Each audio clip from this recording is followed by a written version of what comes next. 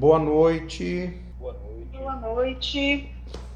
Sejam todos bem-vindos a mais um encontro de desenvolvimento de talentos. E hoje a nossa proposta é discutirmos sobre um tema bastante intrigante, né? Um tema interessante, mas muito intrigante. E a proposta é discutirmos por que nossos planos fracassam ou por que nossos projetos não são bem-sucedidos. Ao longo dos dias em que temos conversado, nós já sabemos muito bem que o nosso comportamento é que define o nosso resultado.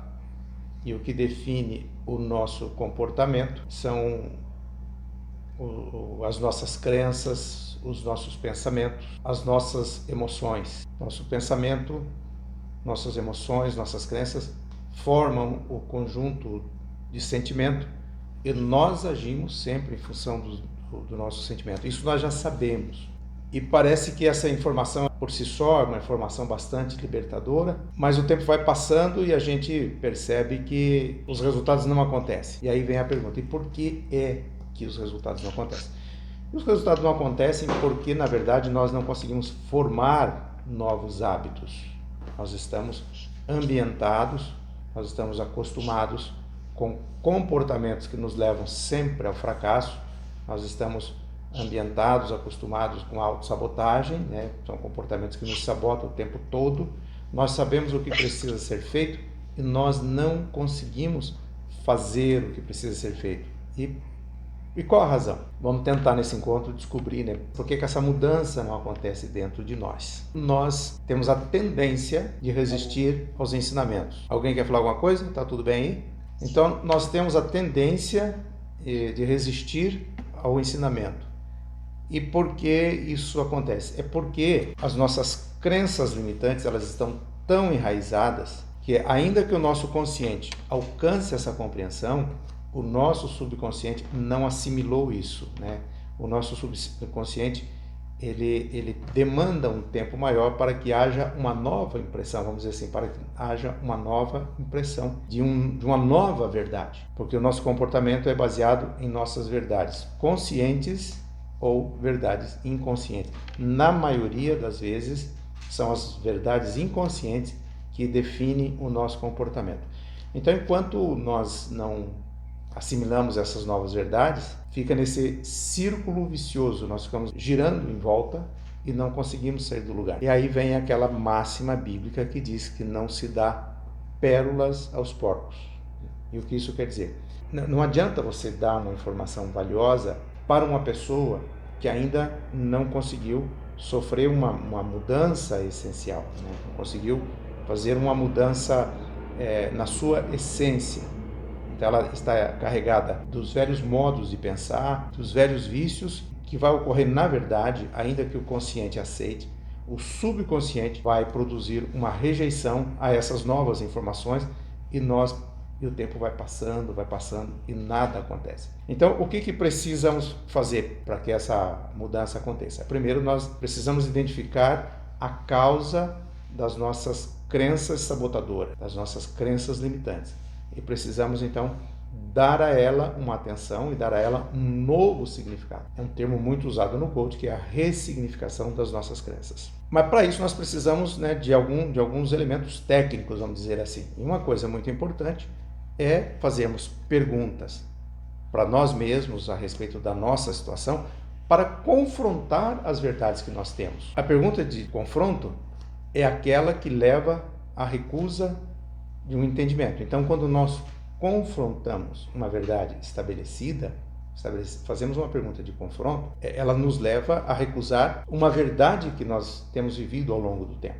Poxa, será que é assim mesmo? Será que eu tenho que permanecer assim? Será que eu sou vítima de uma maldição? Até quando isso vai acontecer comigo? Porque se a situação em que nós vivemos é uma situação imutável, então, como se diz aqui no Paraná, é coisa de largar os betes e deixar a vida rolar.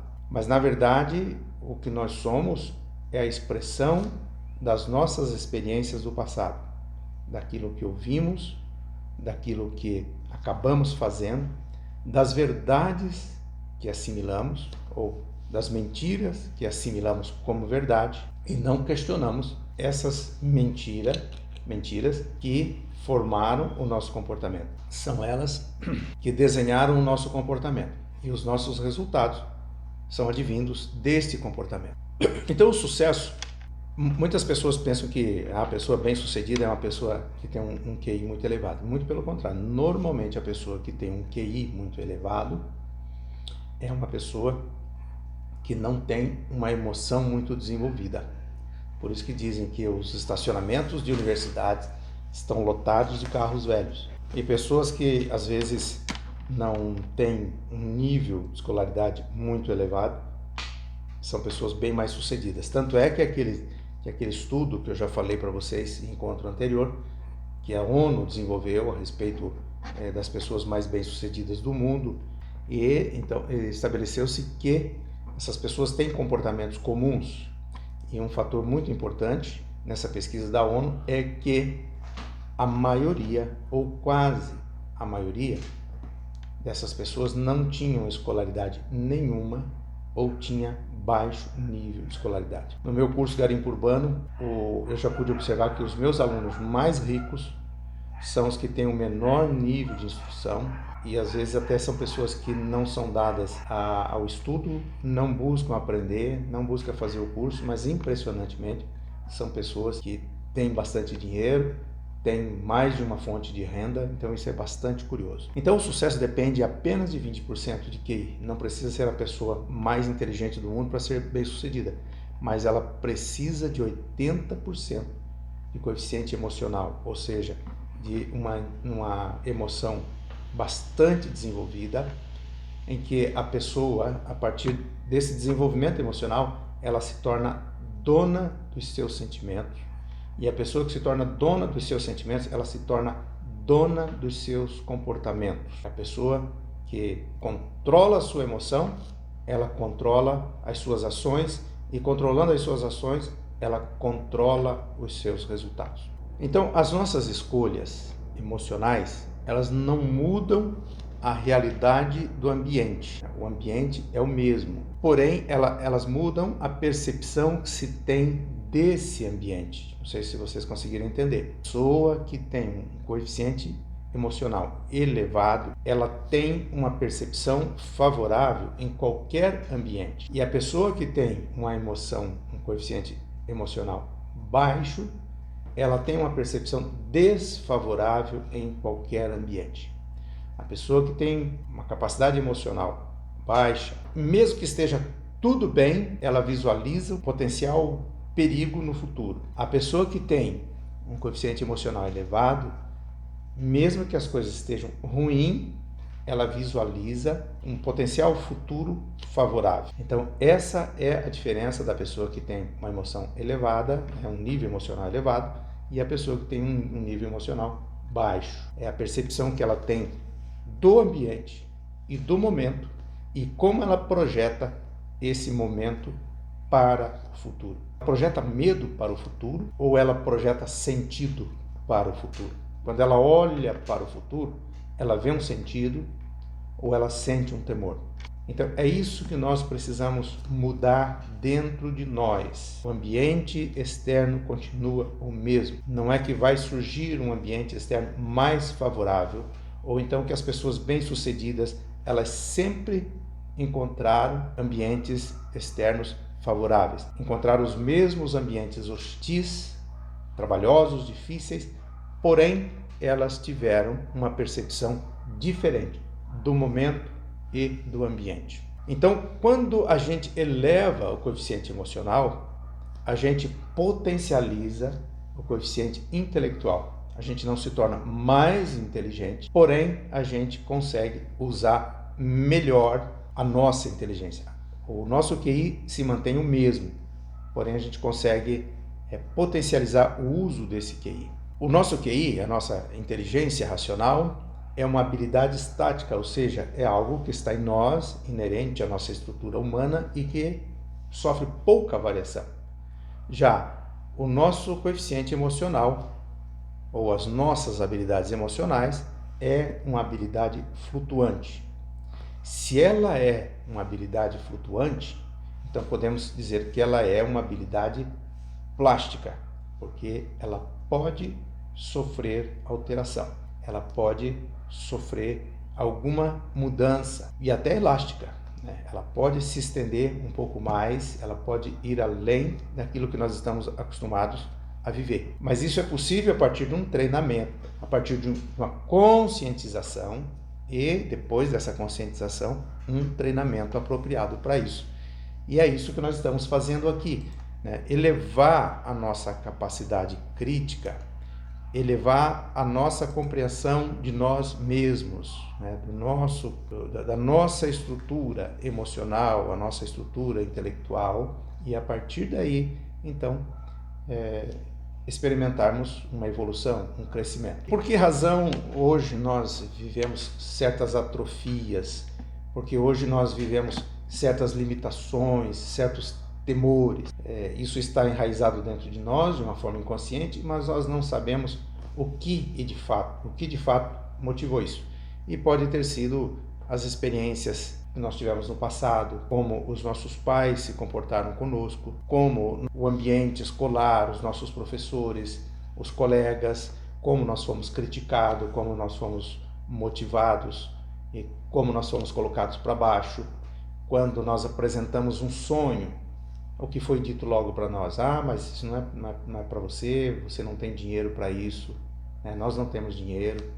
Olha para a realidade, nós somos pobres. Com o passar do tempo, vai formando um conjunto de crenças. E essas crenças vão moldando o nosso modo de agir diante dos obstáculos que surgem diante de nós. Então, quando nós acreditamos que algo pode mudar, então é porque nós estamos aceitando uma nova possibilidade. E na verdade a vida é feita de infinitas possibilidades. Não há uma possibilidade apenas. Se nós temos uma única possibilidade, então, na verdade, nós temos uma única opção, e uma única opção não é uma possibilidade. Possibilidade é quando eu posso escolher entre várias alternativas o que fazer.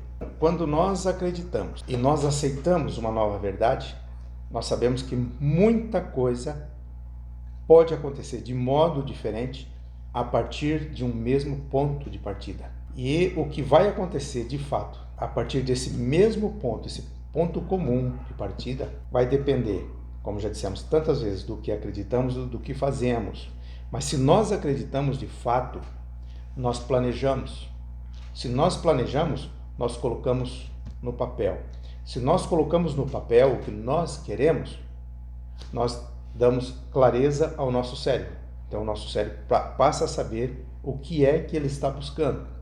E quando ele tem essa definição, mal o dia começa, ele já se coloca, ele já nos motiva, ele já nos impulsiona a nos colocar a caminho de buscar aquilo que nós estamos querendo.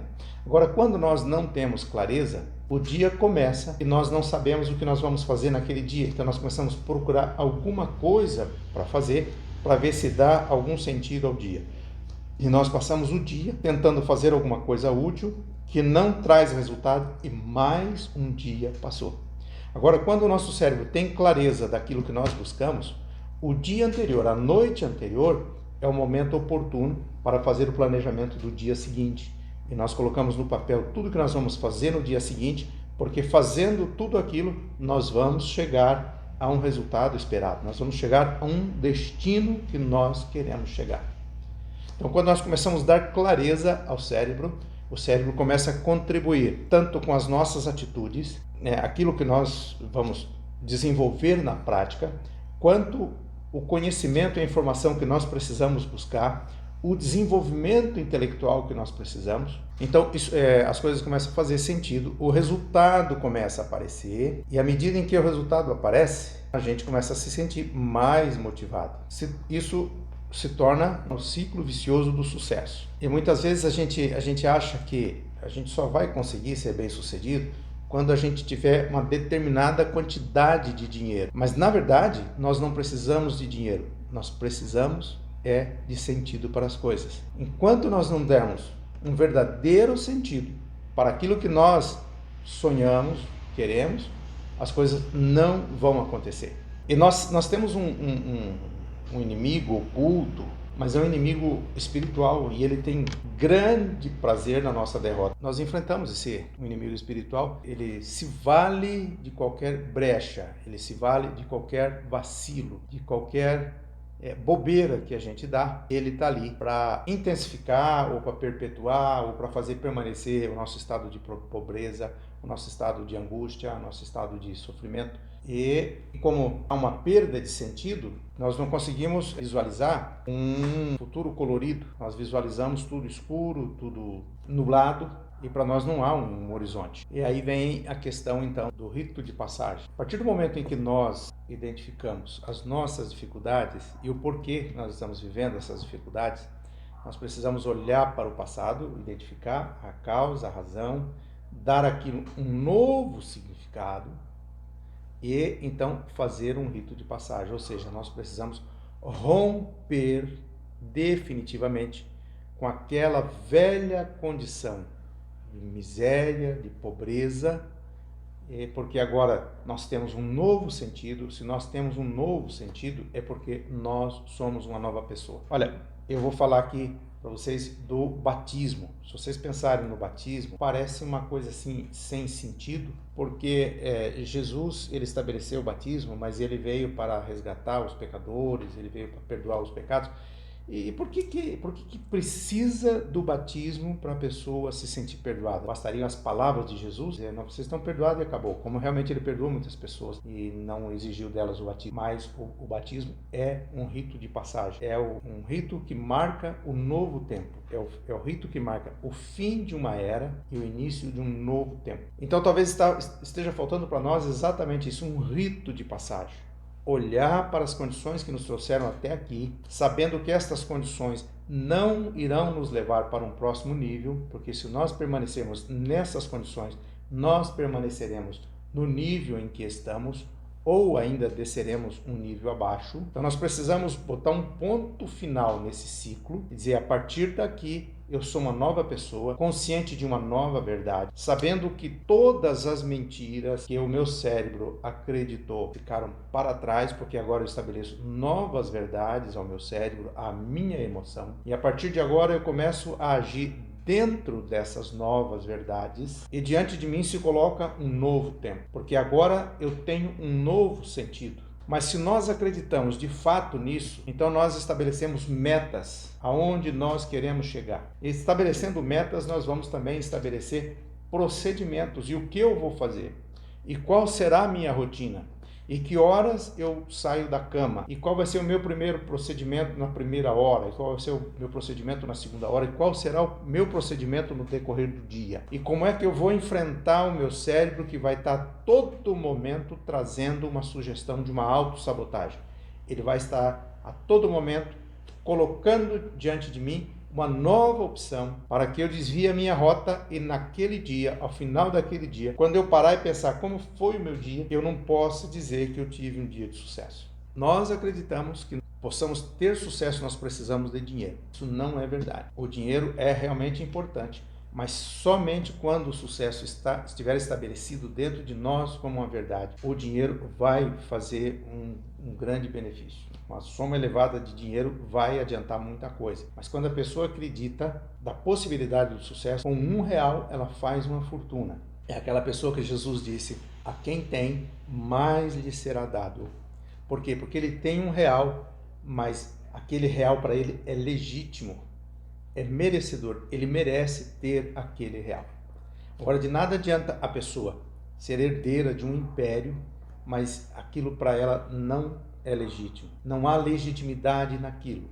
O cérebro não se convence de que aquilo é dela e que ela vai multiplicar aquilo. Então, o cérebro começa a trabalhar de forma sabotadora e as coisas começam a acontecer errado, ao ponto de perder tudo. E se cumpre aquilo que Jesus disse, quem tem, mais lhe será dado. E a quem não tem, até o que tem lhe será tirado. Então, quem tem uma emoção treinada favorável para o sucesso, mais lhe será dado. Agora, quem não tem uma emoção treinada para o sucesso, mas tem uma emoção voltada para o fracasso, tudo que tiver, pode ser milhões, vai ser tirado. E esses treinamentos a gente precisa assistir, reassistir, rever, até que se torne uma verdade, porque aquilo que está estabelecido em nós como verdade só se estabeleceu devido às repetições. Porque a gente viveu, né? Aquilo por muito tempo e aí virou a nossa verdade. De passagem, quando o filho casa, o pai chegar para ele e pedir, me dá a chave de casa, para que se estabeleça na mente do filho que agora ele vive um novo tempo. Enquanto nós estivermos divididos com os pés em dois barcos, o pé num barco e o pé no outro barco, nós não teremos um rumo. Então, enquanto nós estivermos divididos com a ideia de fracasso e de sucesso, existe uma possibilidade de sucesso, mas eu não sou merecedor do sucesso, nós não teremos o sucesso. Sempre o aspecto negativo, se ele não é dominado, ele exerce a preponderância. Ele sempre vai ter o domínio da situação. Então, o aspecto negativo, ele precisa ser extirpado do processo, porque senão nada vai acontecer. O desenvolvimento da emoção e do nosso comportamento não acontece no conforto. O desenvolvimento da nossa emoção não acontece apenas assistindo vídeos, participando de palestras, lendo um livro novo, mas acontece no confronto.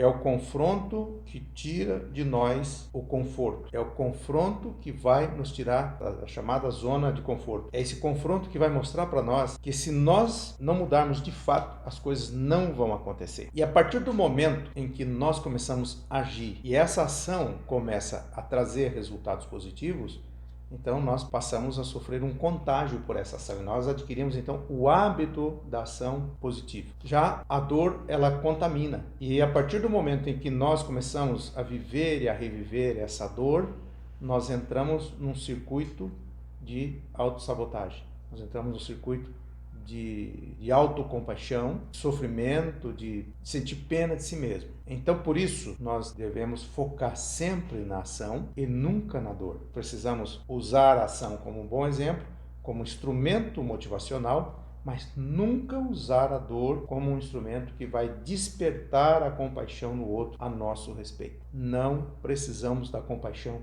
de ninguém. Nós precisamos, na verdade, de uma postura coerente diante das nossas ambições, diante daquilo que nós buscamos. Então, nós precisamos sempre focar na solução e nunca no problema. Se nós focamos no problema, o nosso cérebro vai atrair mais problema. Então, nós teremos um acúmulo de problema. Se nós focamos na solução, o nosso cérebro vai trazer mais solução. Ele vai produzir cada vez mais solução. E para isso nós não podemos perder o tempo, porque a própria Bíblia diz, há um tempo determinado para todas as coisas. Parece que se hoje nós desviarmos dos nossos propósitos, postergarmos aquilo que deve ser feito para amanhã, parece que não vai haver um prejuízo muito grande. Então, se nós damos essa condição ao nosso cérebro de postergar hoje, amanhã a experiência vai se repetir. E quando nós dermos conta, uma semana se passou, um mês se passou, um ano se passou, e nós não saímos do lugar. Então, existe uma frase que diz, o sucesso requer velocidade, o sucesso requer pressa. Então, nós precisamos agir hoje com a pressa de alguém que já está atrasado. Se nós não condicionarmos o nosso cérebro a pensar que está atrasado, ele sempre vai achar que temos tempo para muita coisa. O nosso cérebro tende a ocupar todo o tempo disponível para uma atividade.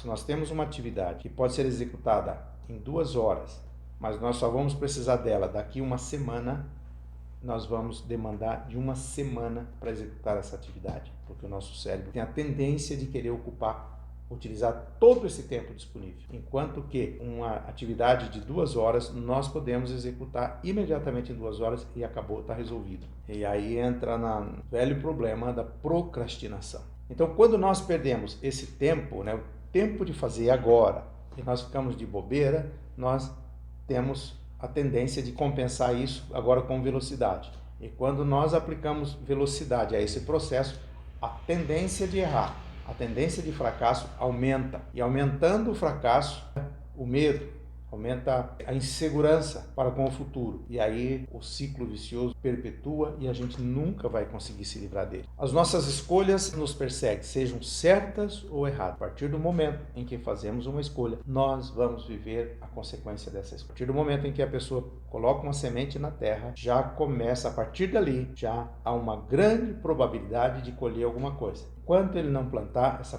probabilidade de colher alguma coisa não existe. Mas a partir do momento que ele planta, já há probabilidade de colher algum fruto. Vai depender de tudo que ele vai fazer no decorrer de um determinado período. Ele vai colher ou não. Mas pelo menos o primeiro passo ele deu. Quando nós fazemos uma escolha errada e nós sabemos que aquela escolha não deveria ter sido feita, nós precisamos então voltar atrás, avaliar os erros que nós cometemos, ressignificar aquela situação, para que aquilo não se torne um obstáculo na nossa vida, porque senão ele vai ser um obstáculo e nós vamos ter motivo para não avançar mais, não termos uma nova tentativa, porque nós erramos, porque nós fracassamos, porque nós perdemos dinheiro, então agora eu tenho que parar com tudo e aí a coisa vai por água abaixo. Então, como nós somos dotados de razão e emoção, a razão cuida do como e do planejamento. Cito o exemplo da viagem.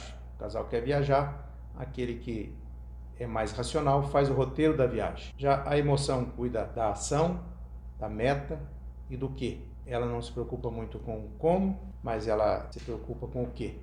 Ou seja, o que quer, o que vai fazer, onde quer chegar, quais são os seus sonhos, as suas aspirações. E se tratando da viagem, decide a cidade, ou seja, é a meta, é o destino.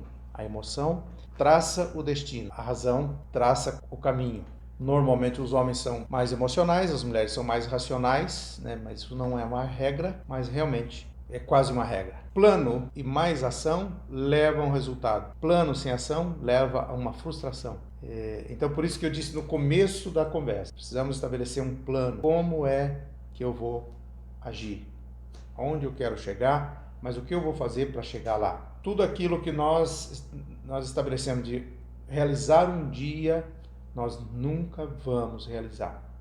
Mas tudo aquilo que nós definimos prazo para realizar, nós temos uma elevada chance de realizar. Talvez não consigamos realizar naquele prazo, mas não vai mudar muito disso.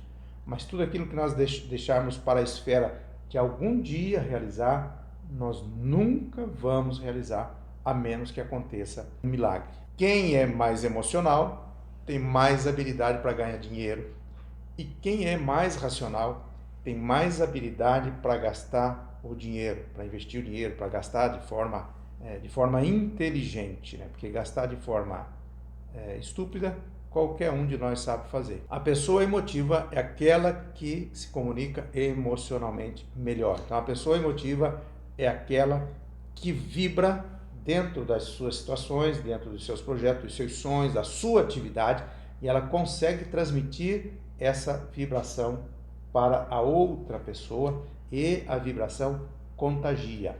É claro que a pessoa não consegue ser só emoção ou só a razão. Ela precisa entender bem essas situações para não permitir que a razão atrapalhe no momento de uma negociação. Para nós termos sucesso numa negociação, nós precisamos tratar com a emoção da outra pessoa. Mas jamais vamos conseguir tratar com a emoção dessa pessoa se nós estivermos no ambiente racional. Em vez de você focar nas dores dessa pessoa, você vai querer focar em resultado financeiro, e ninguém está preocupado com o resultado financeiro. As pessoas estão preocupadas no alívio da dor. As pessoas não estão preocupadas em ter um carro. Eu já disse isso muitas vezes. As pessoas estão preocupadas com a emoção que esse carro proporciona. Quando a pessoa pensa em ter um carro de alto padrão, ela não pensa que o carro por si só vai trazer a ela uma satisfação.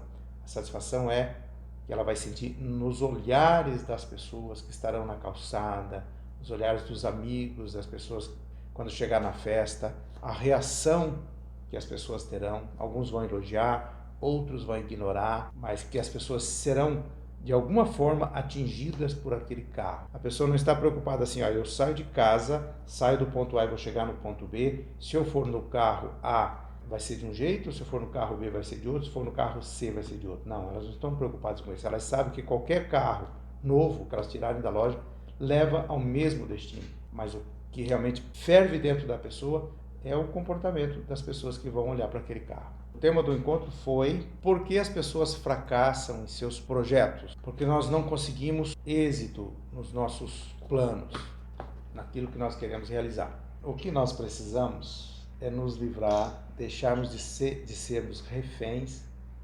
dos eventos de injustiça do nosso passado. Mas para deixar de ser refém, nós precisamos identificar esses eventos. Eles não estão assim gritando na nossa mente, olha, eu sou o evento de injustiça. Nós precisamos olhar para o nosso comportamento, olhar para as experiências que nós vivemos e ver se não tem algo adormecido dentro de nós que está nos causando esse temor, esse medo, essa paralisia, essa apatia, às vezes esse retardamento, falta de proatividade, que só depois de reconhecidos esses eventos de injustiça é que nós vamos ressignificar esses eventos e a partir daí nós vamos recuperar a nossa legitimidade.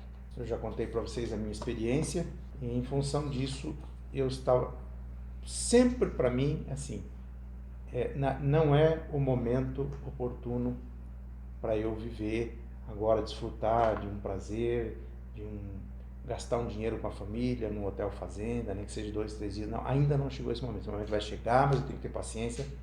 Então meu cérebro sempre sabotando. Aí um dia, o que o cérebro fez? Ele mandou, alguém foi lá e passou a mão, limpou tudo, levou tudo, deixou o meu nome em dificuldade, a história que vocês conhecem. Por quê? Porque lá atrás eu tive uma experiência que alguém, não agindo por mal, achando que estava correto, exigiu de mim toda a minha reserva, toda a minha economia, o primeiro dinheiro que eu consegui juntar na minha vida. E eu me senti naquele dia como, pelo fato de ter aquele dinheiro, eu me senti um vilão, uma pessoa do mal, uma pessoa que não tinha o direito de estar com aquele. A partir daí eu comecei a viver como uma pessoa que não tem direito ao dinheiro, não tem direito ao sucesso, né? uma tranquilidade financeira. Não, até então não podia ter.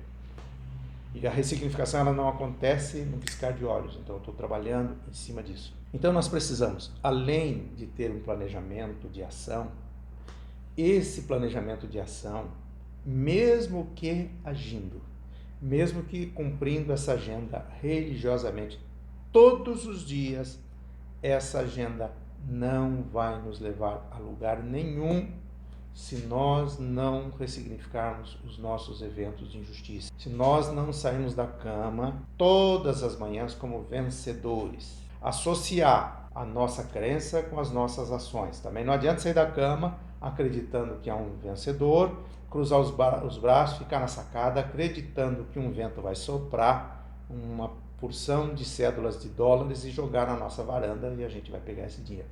Então nós precisamos associar crença com ação. Nós podemos fazer um planejamento excelente, cumprir esse planejamento todos os dias, sempre vai passar um vento e vai levar aquilo que nós conquistamos. Porque nós não temos legitimidade. Aquilo na nossa mente não nos pertence. Nós nos apropriamos de algo que não é nosso e aquilo precisa sair da nossa vida e vai sair. Então é isso que nós precisamos trabalhar. Porque as pessoas fracassam, por mais que trabalhem, por mais que se esforcem, que quase morram de trabalhar, porque elas não têm legitimidade, porque elas continuam reféns dos eventos de injustiça do passado e, na maioria das vezes, esses eventos estão encapsulados dentro do subconsciente e a pessoa não consegue acessar facilmente. Então nós precisamos ressignificar uma coisa: somos merecedores. Ainda que você não identificou qual foi o evento que te trouxe essa crença limitante, saiba de uma coisa: você é merecedor e aquilo que causou esse trauma, causou essa atrofia, causou, enfim, esse problema, isso está no passado, está sendo perdoado, você continua buscando, procurando saber o que é, e o dia que você identificar, você vai perdoar, mas você tem que sair da cama sabendo: eu sou merecedor do melhor. Se você não for merecedor, não adianta trabalhar, é melhor até que fique em casa, sem fazer nada, porque vai trabalhar, e um dia passa um sujeito daquele que entrou na minha vida lá no Rio de Janeiro, leva tudo e te deixa numa extrema dificuldade. Beleza, pessoal? Beleza. Entenderam? Perfeito. Sim. Dá pra gente botar isso em ação quando? A partir de agora. Opa, então tá bom. Fechou. Era isso que eu queria ouvir. Uma boa noite. Deus abençoe vocês. Durma com Deus. Amém.